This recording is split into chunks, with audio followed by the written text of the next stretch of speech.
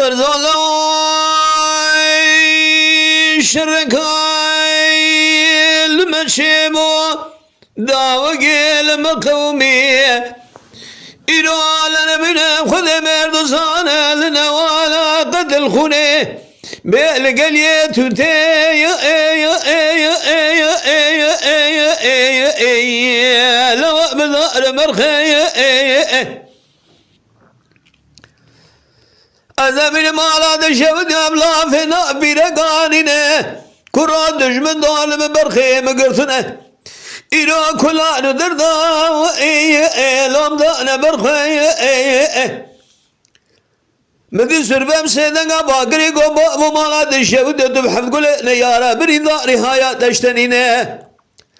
ملك لقاده قشتين شبك بازا مئري مالا اومر بقي مدر ما شانزا لذا لبجن بالي وشبكي قشتين شريني البرد لذي ومابي جواب دانا ولاية دا قرسي وقت الدكتور والرافور بقري اجي خبري درخي آقا مشترى نقوم مرة شرقنا بابي من واشب قيم شرقنا دي ميناد شامل يا شبك كان يقل يأتدنا ولقد الخلي سرسر يقيتي مالا بابي من الحفظ قره وقت الدولة قد قرد برال هواني بهذا أجنبي نملك يلي برازا قال مالي قالوا أنا من بايا آيا بيرك رايا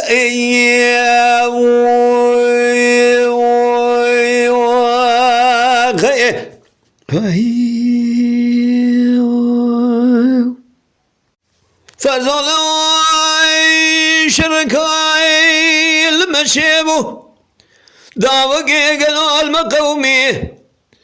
النوالا قد الخليل قليت ودي لو بكر كوري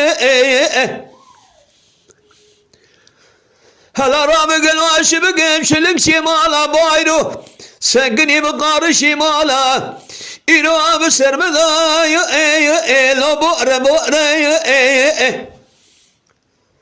أقري كل دمالا ذكذا عجل أجب برخي مرة قالوا ذكولي لو قبر قوري زربم سيدنا باقري قوبا ومالا دشود يوتب حمق لنا يا رب رضاري هايا تشتنينه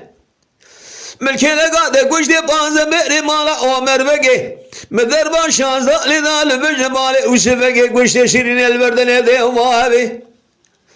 وقتا دسته ممنن سرداری کلم شنبری ممنن حبس زندانه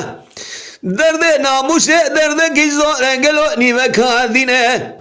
شولک شوزق مبره و من ازرگانه شودی بکم دست زمینه بسود میری عجم قزل باشی الله سمه سوره آقا مشترانه گو مرنگلو شرگدانه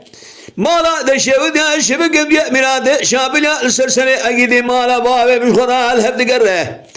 وقت دو لقيت لقرد برال هواري مهادا لقلي برازا ازنا من مرخاص قالوا كالي مالي باي اي بيرك راي